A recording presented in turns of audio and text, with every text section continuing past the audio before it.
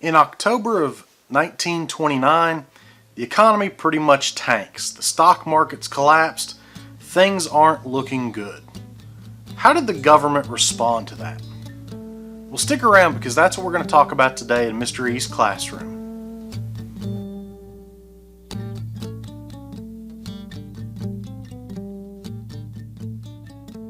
Hey, ladies and gentlemen, Mr. E here. Today we're going to be talking about responding to the crisis. What does the government do when things get bad?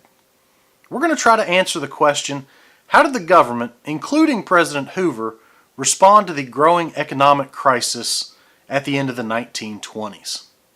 Grab your pencil and paper, get ready to take some notes.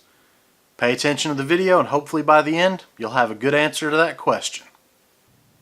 When everything went south with our economy back in 1929, President Hoover wound up taking a good majority of the blame for the whole thing. Remember that Hoover is a very much laissez-faire, hands-off kind of president. He really didn't want to get the government involved. It really wasn't his fault though. Even though he took a lot of the blame, it really wasn't his fault.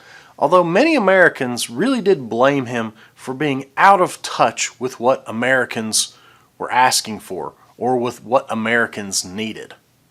President Hoover did respond with three things when the economy went south.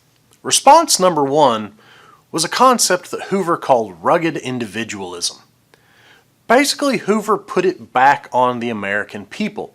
He told the American people that they're the ones that should be responsible for bettering themselves through their own efforts. It wasn't really the government's place to step in and try to help them out.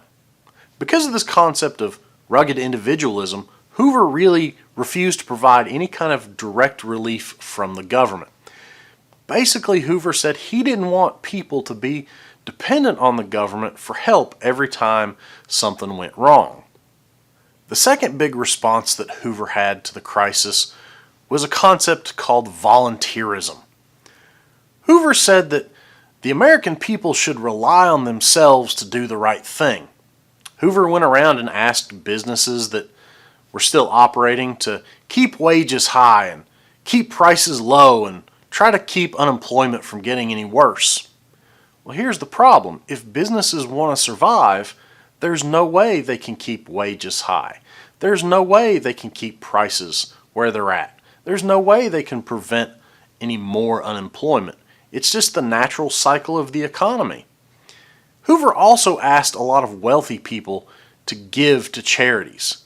He said, it's not the government's place, but hey, Richie over there, why don't you give a couple $1,000,000 to help these people out? Now think about all the things we've talked about with the wealthy class around this particular time frame. How do you think that's going to go over? The third big response that Hoover had to this crisis took a little time to develop. Eventually Hoover realized that the government's gonna have to do something. So he and some of his advisors cook up this idea for a public works project. If we can get the government to build something, we can put some people to work. This is where the Hoover Dam comes into place. The Hoover Dam was meant to be a big giant public works project, and it would provide almost 5,000 people jobs. Well, here's the problem. When they started to put out a call for workers, 40,000 people showed up. They only needed 5,000. When you have that much unemployment, 40,000 people looking for 5,000 job slots, that's barely going to scratch the surface. Now, there was some upside to the Hoover Dam. It did put 5,000 people to work, and I'm sure they were very grateful for that opportunity. When it was completed, it did also provide a lot of water and electricity for the West, which is something that area of the country genuinely needed. There's a big argument to be made that when you had cheap electricity and lots of available water in the area, that would also help to create more jobs. But in the big grand scheme of things, this one public works project wasn't even enough to start to help solve the problem. As I had mentioned before, Hoover did take a lot of the blame for what was happening with the economy. Again, not really his fault, but he's the one that people started to blame. Other government officials tried to help out as well, not just Hoover. One of the most prominent government responses to the crisis was a thing called the Hawley-Smoot Tariff Act. This comes around in 1930. Basically, this act raised taxes on foreign goods, significantly raised taxes. This put the tariffs at the highest they'd ever been on imported goods. The idea was that if we make imported goods so much more expensive, then people will buy nothing but domestically produced stuff, and that'll help get the economy going because people will work at factories, things that made those factories will get bought, and so on and so forth. But here's the problem. When you jack up tariffs that high on foreign goods, how do you think other countries are going to respond? Are they just going to say, okay, no problem, we'll deal with it? Well, this act basically destroyed any kind of international trade the United States had going on with the rest of the world. Most places, like Europe, responded with tariffs of their own, which made U.S.-produced goods outrageously expensive.